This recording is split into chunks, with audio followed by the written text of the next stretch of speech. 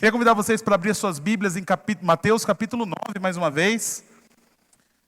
Quando o pastor falou assim, vamos falar de promessa de fé, né?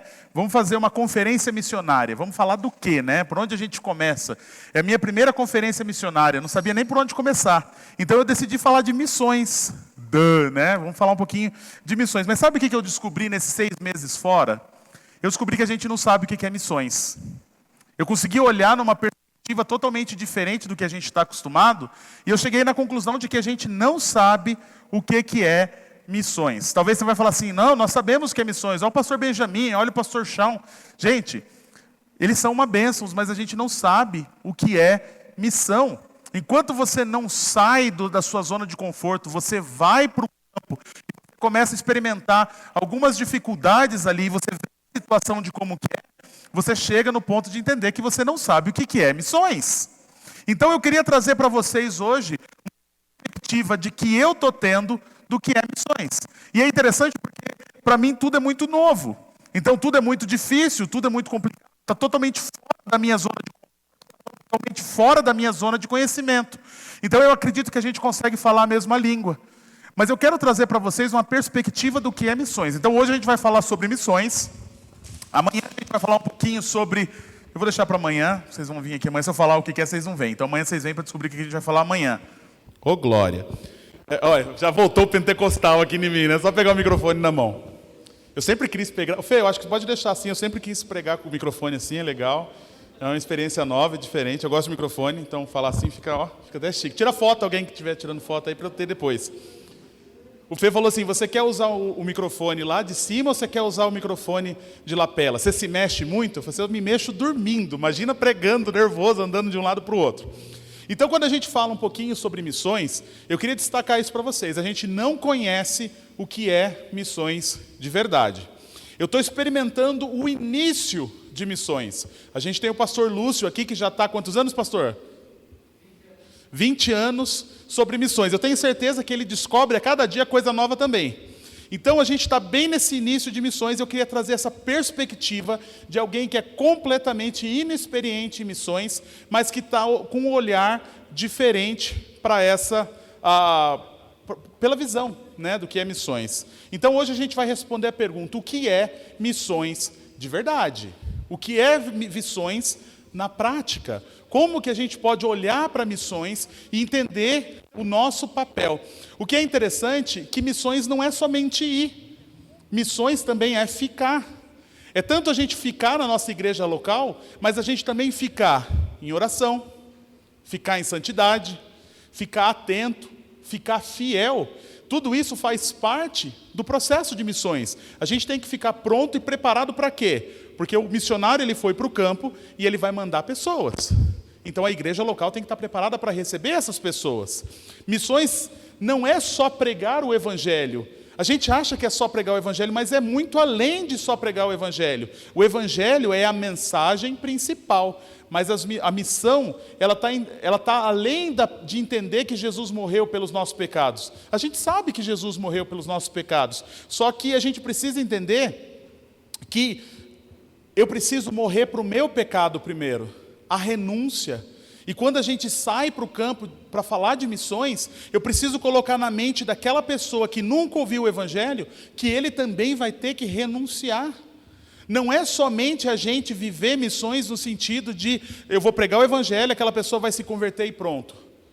O evangelho está muito além da conversão.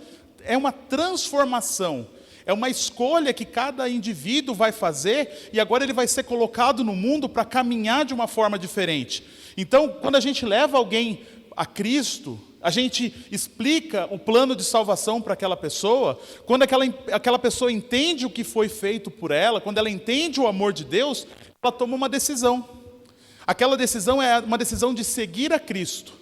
No entanto, o que não é falado para muitas das pessoas, e eu falo isso por mim, são as mudanças que tem que haver depois da conversão. Quando a gente entende o poder do Evangelho, que você entende, eu estava até falando com meu pai ontem sobre isso, sobre o Evangelho para ele, e eu falei para ele, todos nós nascemos com pecado. Todos nós.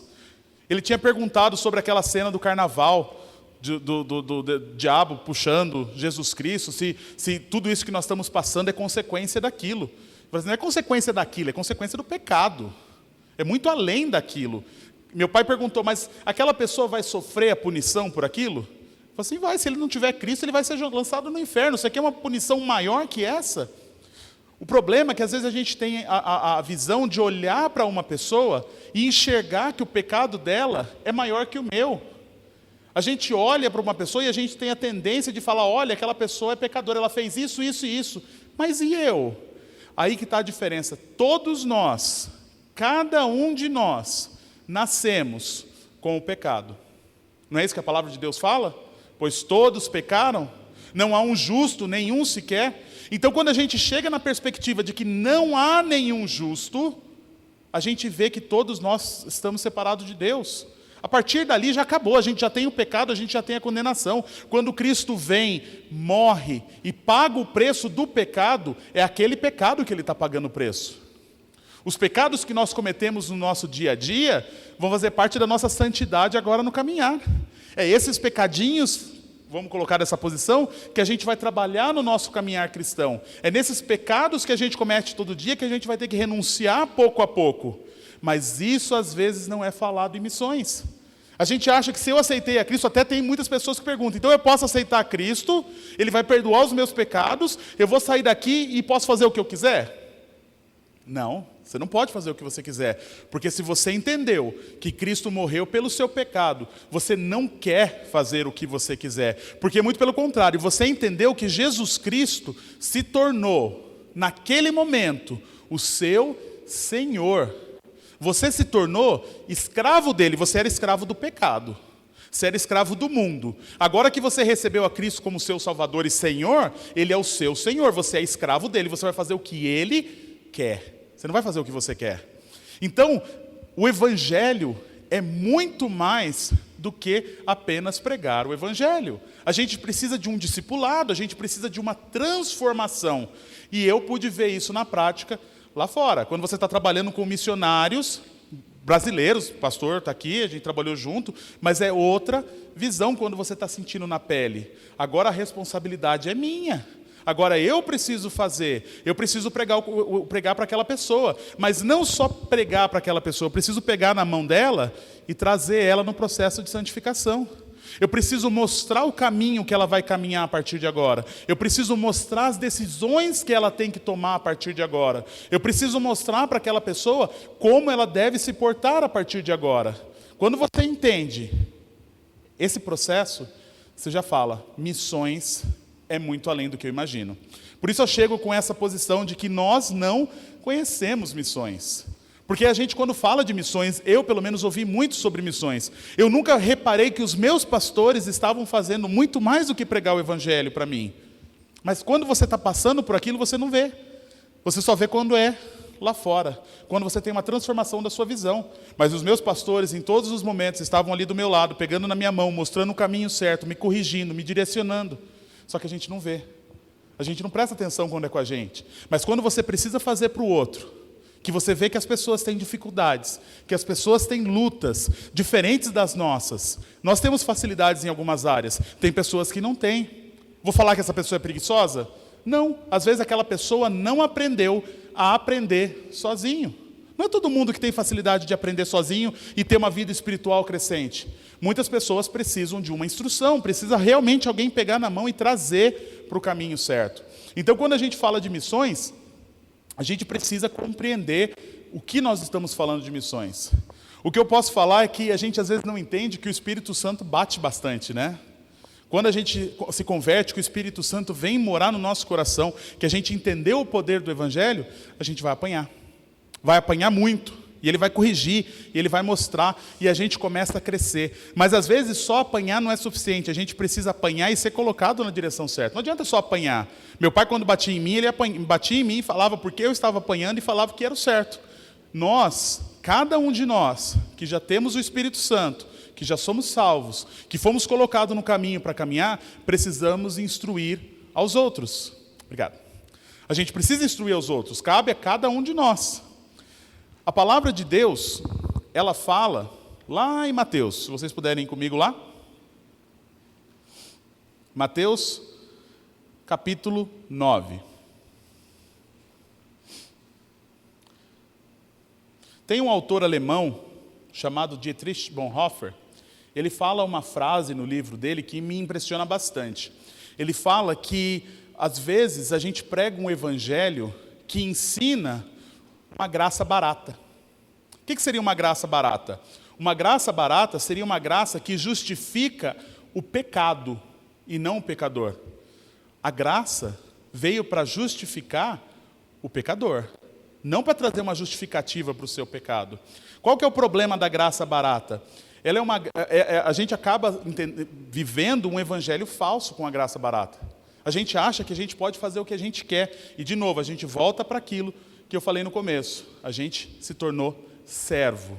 E, como servo, a gente tem que obedecer. Às vezes, a gente tem uma tendência de pensar assim: eu já sou salvo, eu vou para o céu mesmo, não preciso viver desse jeito, vou viver como eu quiser, não preciso pregar o evangelho. Isso é egoísmo, você está pensando só em você. Você está olhando para o seu individual. A salvação se perde? Antes da gente começar, eu sei que tem bastante briga sobre isso. Não, a salvação não se perde. Tanto é fato que Jesus Cristo disse: todo aquele que o Pai me dá, esse virá a mim, e o que vem a mim, de forma alguma, lançarei fora. Só que a gente precisa lembrar que é esse mesmo Jesus Cristo que disse: e quem não toma a sua cruz e vem após mim, não é digno de mim. Quem acha a sua vida, perdê-la-á. Quem todavia perde a vida por minha causa, achá-la-á. A gente vai ver nessa mensagem que esses dois versículos, eles têm algo em comum. A gente tem ao mesmo passo de que quem vem a Cristo de forma alguma será lançado fora, mas a gente precisa também perder a nossa vida pelo amor de Cristo. Mateus capítulo 9, versículo 35 a 38. Versículo 35 diz assim: e percorria Jesus todas as cidades e povoados, ensinando nas sinagogas, pregando o evangelho do reino e curando toda sorte de doenças e enfermidades. Vendo ele as multidões, compadeceu-se delas, porque estavam aflitas e exaustas, como ovelhas que não têm pastor.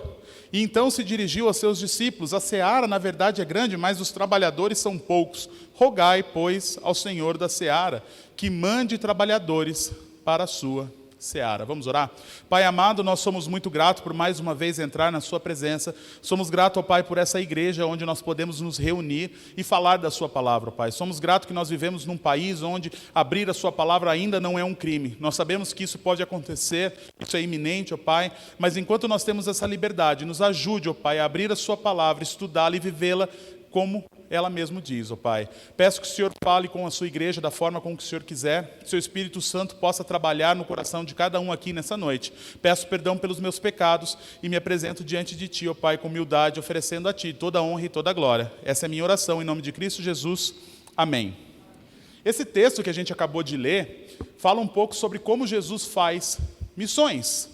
E eu quero trazer do texto onde Jesus fala sobre missões para a gente começar a nossa conferência de missões. A partir desse texto, a gente pode observar algumas coisas que é muito importante.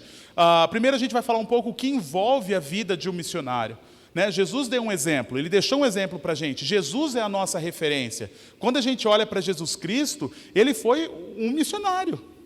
Deus encarnado. Deixou a sua terra, deixou o céu e fez o quê? Foi para outro lugar. Para fazer o quê? Para pregar o evangelho? Só pregar o evangelho? Não. Discipular também.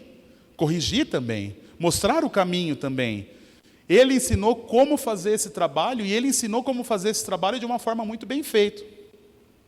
Esse trabalho não é somente do missionário. Esse trabalho não é só do pastor Benjamin com a Dani, do pastor Shawn com a dona Dana. Esse trabalho não é só meu, esse trabalho é seu. Esse trabalho de missões é de cada um de nós. Sabe por quê? Porque o mesmo preço que o sangue de Jesus pagou na cruz do Calvário, comprou o pastor Benjamin, me comprou e comprou cada um de vocês. O preço foi o mesmo. O sangue derramado foi o mesmo. Por que é diferente para um e para outro? Não é diferente. Aí que começa o processo de missões. A gente precisa entender que o processo não é diferente do missionário. Cada um de nós temos um chamado. Irmãos, quando você se tornou servo de Cristo, você não se tornou servo de Cristo para ser dondoca e dondoca, não. Você se tornou servo de Cristo para ser escravo dele, servi-lo. Servo. Não é rei, não é príncipe. Isso é lá no céu, lá na eternidade a gente vai herdar o reino com ele, mas aqui na terra é servo. Como servo, a gente tem que servir como servo. Então, fique com isso na sua cabeça.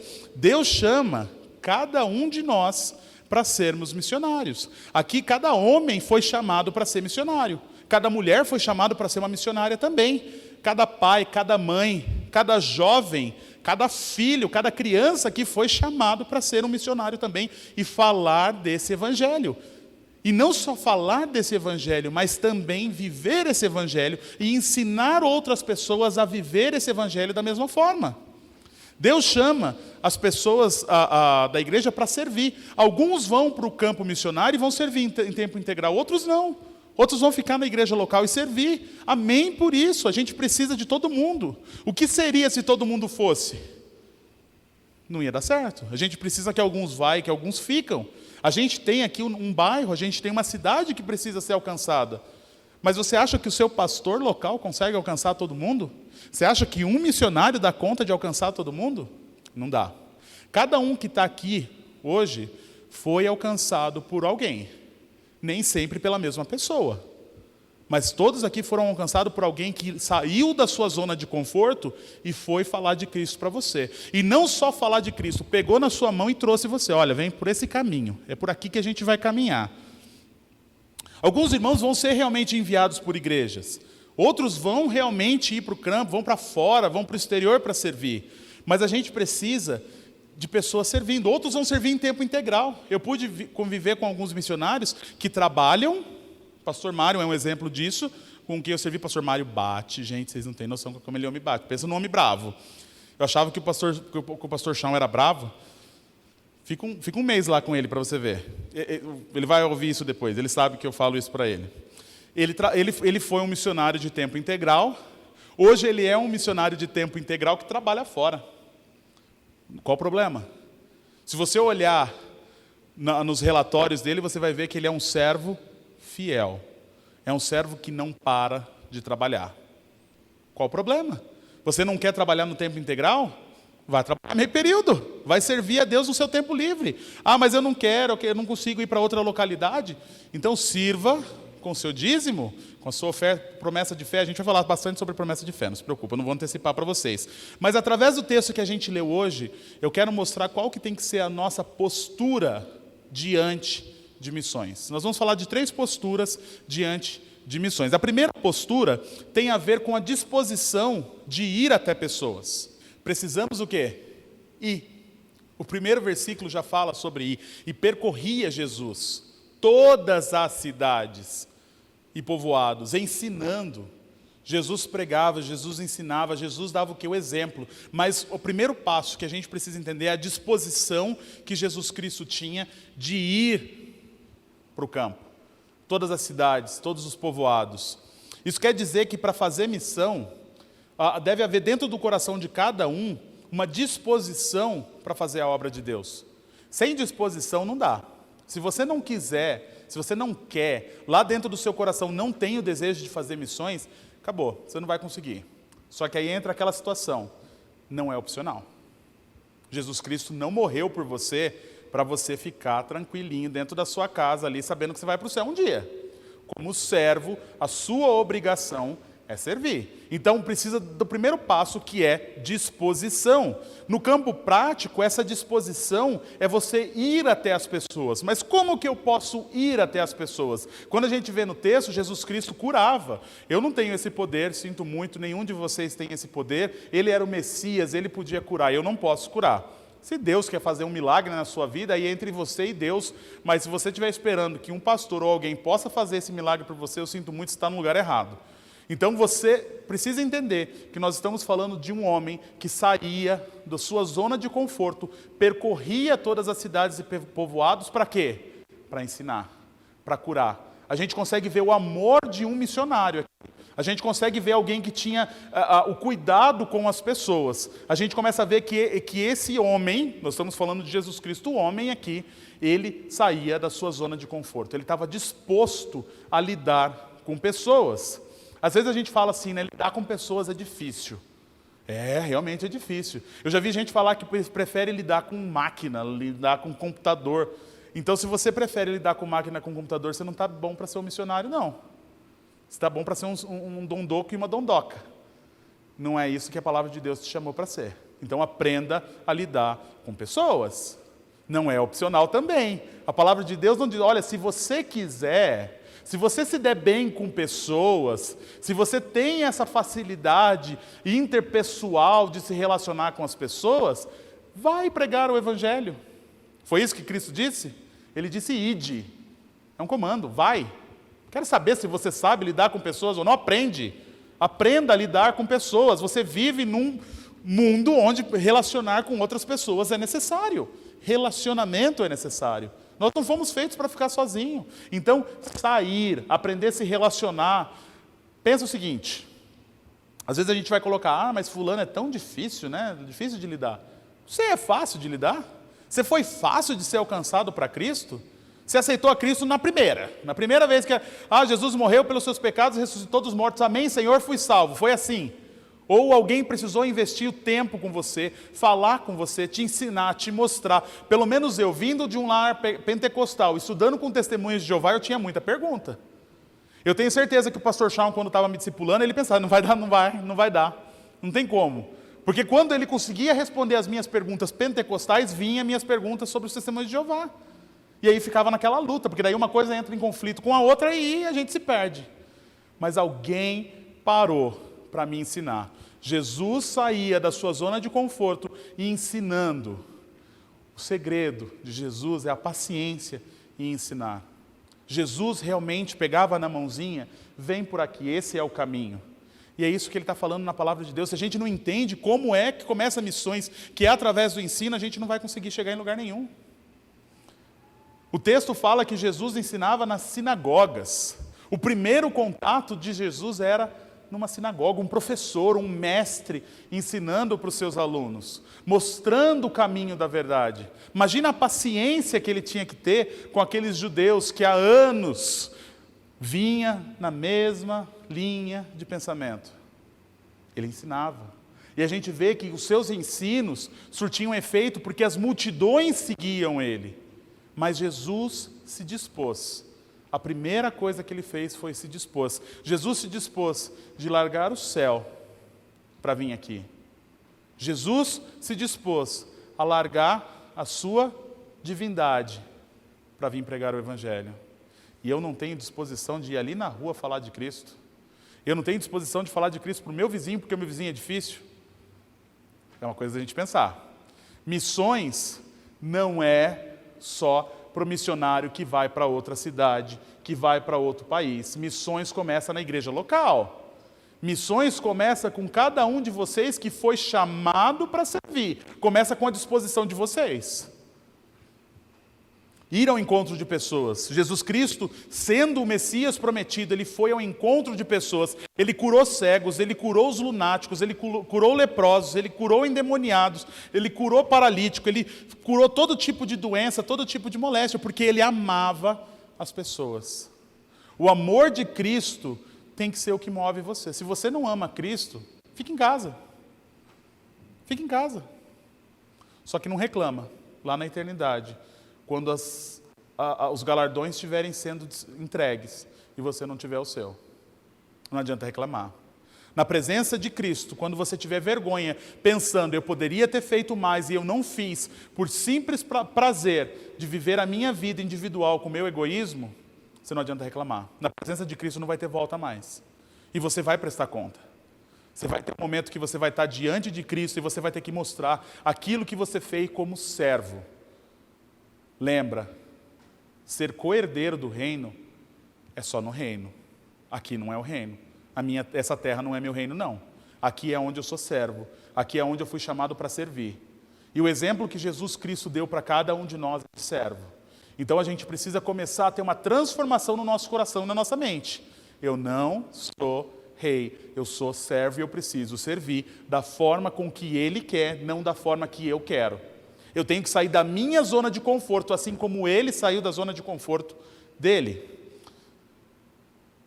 Segunda postura, tem a ver com compaixão.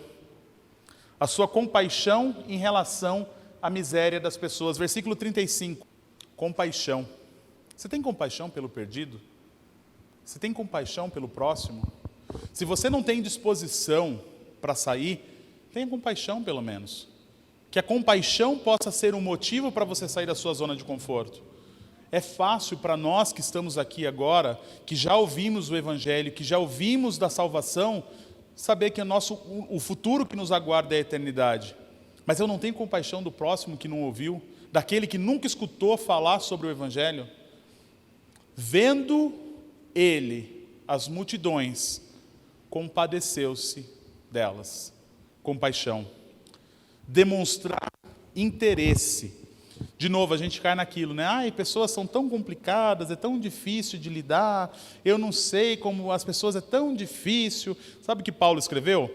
Antes sede um para com os outros benignos, compassivos, perdoando-os uns aos outros, como também Deus em Cristo vos perdoou. Cristo perdoou você, você não é capaz de perdoar o próximo? Gente, a gente se acha a última bolachinha do pacote muitas vezes, vamos admitir. A gente acha que a gente é alguma coisa. A gente não é nada. A gente não é nada, porque o mesmo sangue que pagou a minha liberdade, pagou a sua. O mesmo sangue que pagou a liberdade de qualquer missionário que você conhece, pagou a sua liberdade também. E você acha que você é alguém? Cristo perdoou a mim. Cristo me perdoou.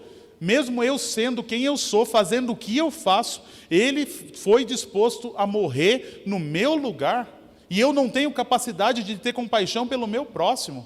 Eu não tenho compaixão de falar de Cristo para o próximo. Eu tenho medo, eu tenho vergonha, eu tenho receio de falar de Cristo para o próximo.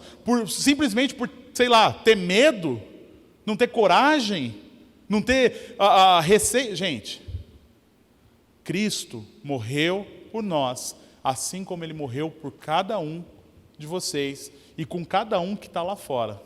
A diferença é que nós já reconhecemos o sacrifício de Cristo, mas tem muitas pessoas aí fora que não reconheceu ainda. Então, missões começa quando você entende qual o seu papel dentro do cristianismo, dentro da igreja local. Essa igreja é bonita, ficou muito bonita por sinal, cheguei com várias mudanças aqui, só que essa parede não prega o evangelho não. Esse púlpito aqui não prega o evangelho sozinho, não. Eu ficar falando só para vocês aqui dentro, não prego o evangelho, não. Pregar o evangelho é lá na rua. Pregar o evangelho é para o seu vizinho, falando do amor de Cristo, falando da transformação que foi feita no seu coração. Se você não está disposto a falar desse amor, fique em casa. Mas lembre-se que tem um preço. Tudo o que você fizer, você vai prestar conta. Missões tem a ver com gente, tem a ver com pessoas. A gente precisa entender. O que é compaixão? Compaixão é o ato de sofrer com e por pessoas. Vou repetir essa frase. Compaixão é o ato de sofrer com e por pessoas. Compaixão é o ato de se condoer pelo sofrimento do outro, pela situação do outro, é você se colocar no lugar. E se aquilo fosse comigo? E se fosse eu que estivesse lá fora sem Cristo? Você não ia querer que alguém falasse para você quando você estivesse no inferno queimando? Você não ia querer que alguém tivesse falado de Cristo para você? É fácil quando a gente já está aqui dentro. Mas quando tem pessoas precisando lá fora, a gente não se coloca no lugar. Compaixão. Cristo é o maior exemplo de compaixão. Ele demonstrou essas compaixões porque Ele saiu da zona de conforto por amor às pessoas. Terceira e última postura tem a ver com a dependência em Deus. Versículo 37 e 38. No final das contas, mesmo a gente tendo compaixão e disposição para sair, essa obra não é nossa. O nosso papel é pregar. O meu papel aqui hoje é trazer esses versículos, explicar esses versículos, falar para vocês o que a palavra de Deus está falando, mas quem vai convencer você do que eu estou falando é o Espírito Santo. Tanto é fato que a minha oração foi que o Espírito Santo faça a obra dele no coração de vocês, não eu. Porque o meu convencimento, eu posso convencer você da verdade, mas logo você vai desistir. Mas quando o Espírito Santo te convencer da verdade, é Ele que está te convencendo, é Ele que vai te sustentar, é Ele que vai te manter. Então entenda, mesmo que você tenha disposição para sair, e compaixão, a obra é do Espírito Santo. O nosso papel ainda é só pregar o Evangelho. É só levar o Evangelho às pessoas, ensinar o caminho. Se a pessoa não quer aceitar Cristo, a pessoa não quer aprender, ela não quer ser ensinada, essa responsabilidade não é sua. Essa responsabilidade é do Espírito Santo. Mas a sua responsabilidade é de pregar. A sua responsabilidade é de orar. A sua responsabilidade é de clamar, rogar a Deus por mais trabalhadores. Não é isso que diz aqui no versículo? Gente, tem tantas pessoas indo para o inferno porque nunca ouviu falar de Cristo. Tem poucas pessoas falando de Cristo, e cada dia que passa, mais igrejas surgem, mais seitas surgem que não pregam o Evangelho. E quantas pessoas estão, se você ir em qualquer igreja neopentecostal, pentecostal aqui, vai estar lotada. E se você ficar lá 2 horas, você não vai ouvir a palavra de Jesus Cristo sendo mencionada lá dentro.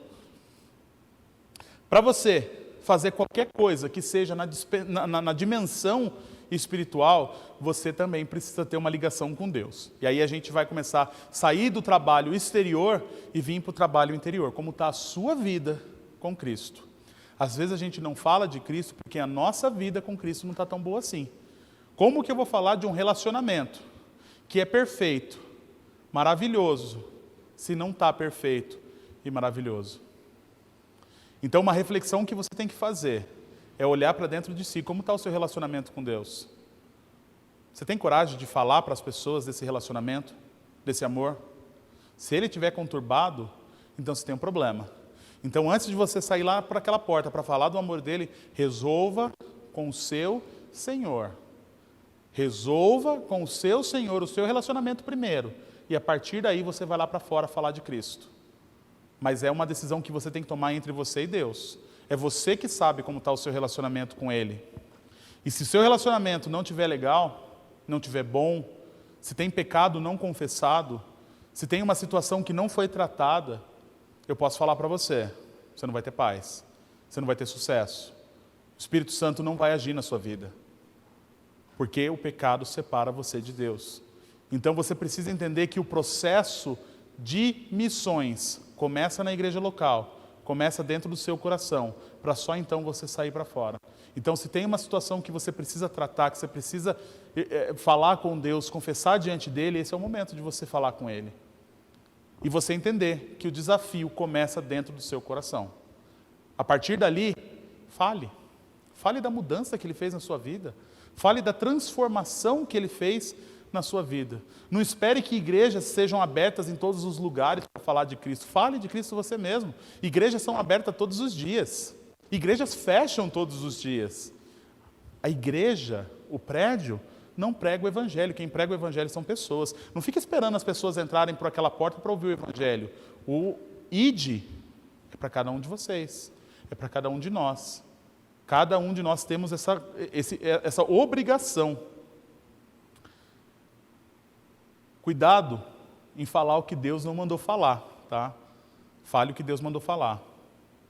Que existe um juízo.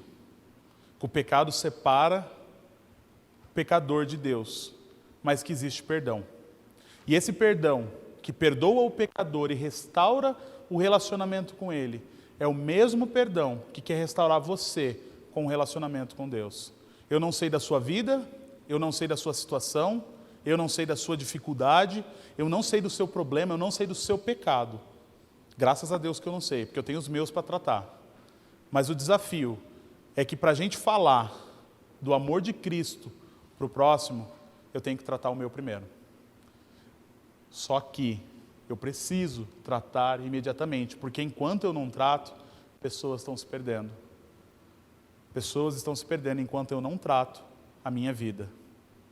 Então trate a sua vida. Vá diante do Senhor e peça perdão pelos seus pecados e corrija os seus caminhos. Porque existem pessoas que estão rogando ao Senhor da seara por mais trabalhadores. E Ele precisa que você esteja em plena comunhão com Deus para você ser um desses trabalhadores. Irmãos, essa vida aqui vai acabar. A gente vai viver aqui, vocês já ouviram eu falar isso várias vezes, 70, 80 anos aqui nessa terra. Mas a eternidade é muito longa. O pastor Shawn falou uma frase para mim outro dia que para mim trabalhou bastante. O tempo é curto demais e a eternidade é longa demais. Enquanto você fica esperando, você está preparado para falar do Evangelho, que você fica esperando para ter coragem de falar do Evangelho, as pessoas estão se perdendo. As pessoas estão sendo lançadas no inferno. As pessoas estão sendo separadas de Cristo e de Deus para toda a eternidade. O tempo é curto demais e a eternidade é longa demais. Tenha disposição, tenha compaixão e resolva a sua vida. Resolva a sua vida com Deus para você ter compaixão e para você ter disposição. Entenda a sua responsabilidade em missões. Missões acontecem aqui. Missões acontecem na igreja local. Para só então ter pessoas sendo enviadas para fora. Para só então a gente entender o que é a nossa Jerusalém, o que é a Judéia, o que é os confins da terra. Mas antes de tudo é a nossa igreja local. Então veja como está a sua vida com a igreja local e passe a ter disposição e compaixão. Amém? Vamos orar. Pai, o Senhor sabe o coração de cada um, ó Pai. O Senhor sabe como está a vida de cada um com o Senhor. O Senhor sabe quais são as áreas que precisam ser tratadas, as áreas que precisam ser corrigidas diante do Senhor. O Espírito Santo, ó Pai, habita no coração do salvo e só Ele pode convencer o pecador do seu pecado. Só Ele pode convencer das situações que precisam ser mudadas, das situações que precisam ser corrigidas. Para só então, ó Pai, eles entenderem, através do Seu Espírito, porque cada um de nós precisamos do Seu Espírito para entender a nossa obrigação como cristão. Que o Seu Espírito Santo possa nos incomodar nesse momento, ó Pai, revelando a nós mesmos nossos pecados, nossos erros, nossas falhas, mostrando aonde nós precisamos melhorar, Senhor, para poder servir o Senhor de uma forma correta, uma forma que lhe agrade. Que o Espírito Santo, ó Pai, possa mostrar para cada um de nós, convencer cada um de nós, de que a vida aqui nessa terra ela é tão passageira, ó Pai, e às vezes a gente fica tentando viver o máximo dessa vida, e a gente esquece que a eternidade será ao seu lado. Às vezes aqui nessa terra a gente quer viver os prazeres dessa terra, mas a gente não quer viver o prazer celestial, começar a viver o que nós vamos viver para a eternidade. A gente vai viver a eternidade ao seu lado no céu, uma vida santa. Nos ajude a começar a viver essa vida santa aqui nessa terra, Pai. Porque se eu não quero essa vida santa, por que eu quero morar no céu com o Senhor? Então, me ajude a transformar minha mente a partir de agora, para que eu possa, a partir de agora, começar a me parecer cada vez mais com Cristo. Para que a partir de agora eu possa ter essa aparência de um cristão verdadeiro, Pai. Não só a aparência externa, mas a aparência interna, de querer viver o melhor do Evangelho. Quando o meu relacionamento estiver certo com o Senhor, me ajude a entender a minha responsabilidade como servo. Meu relacionamento com o Senhor e agora a minha compaixão e a minha disposição. Nós sabemos, ó Pai, que muitas vezes a gente tem medo de falar, a gente tem medo de ser contrariado, a gente tem medo de ser rejeitado, ó Pai. Mas Cristo foi tão rejeitado para simplesmente nos dar a vida eterna. Então nos ajude a ter essa coragem, essa boa vontade de fazer o melhor, de servir da melhor forma possível, Pai. Nos ajude a ter uma mente que compreende que missões começam na igreja local, servindo na minha igreja local. Eu não sei, Pai, se o Senhor tem um propósito de chamar alguém aqui para trabalhar, não sei, o tempo integral na sua obra. O Senhor sabe quais os propósitos, o Senhor sabe por que eu estou aqui nessa noite. O Senhor sabe por que cada um está aqui nessa noite, que a sua vontade seja feita. Mas se tem alguém aqui, ó Pai, que o Senhor quer chamar para a sua obra, para servir em tempo integral, sair da igreja local e ir servir em outro lugar, ó Pai, que seja feito nessa noite. Que o Espírito Santo possa convencer essas pessoas. Irmãos, ainda com a sua cabeça baixa, eu vou pedir para uma pianista tocar uma melodia enquanto você fala com Deus. Eu quero que você reflita sobre o seu relacionamento com Deus nessa noite. Como está o seu relacionamento com Deus? Como está a sua vida com Deus? Missões começa na igreja local, começa com você. Então o seu relacionamento com Deus tem que estar perfeito. Se tem algo que esteja atrapalhando o seu relacionamento com Deus nessa noite, confesse diante de Deus. Tome um passo em santidade. Peça para Ele: Senhor, me perdoe pelo meu pecado, me ajude a superar essa área. Eu quero confessar diante do Senhor áreas que têm travado o meu testemunhar. O meu pecado tem me separado do Senhor e eu não tenho conseguido testemunhar por conta disso. Peça para Deus perdão. Eu vou desafiar vocês a terem um tempo de oração.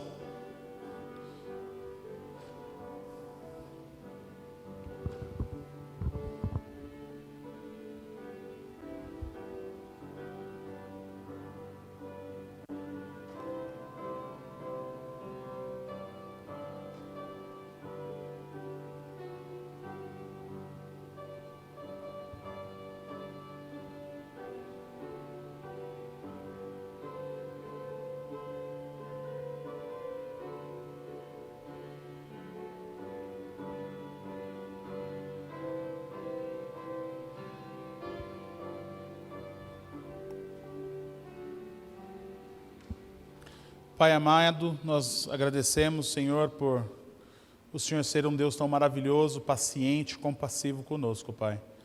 Agradeço pelas suas misericórdias que se renovam a cada manhã. O Senhor ouviu a oração da sua igreja, o Senhor sabe o que precisa ser tratado, o que precisa ser resolvido, Pai.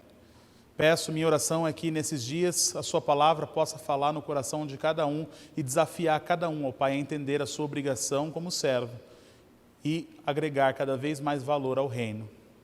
A seara precisa de trabalhadores, e nessa igreja tem bastante trabalhadores, ó Pai. Que o Senhor possa levantar cada um, mesmo que seja na igreja local, mas que testemunhem do amor de Cristo e da transformação que foi feita na vida de cada um. Essa é a nossa oração, ó Pai. Em nome de Cristo Jesus, que eu oro e agradeço. Amém.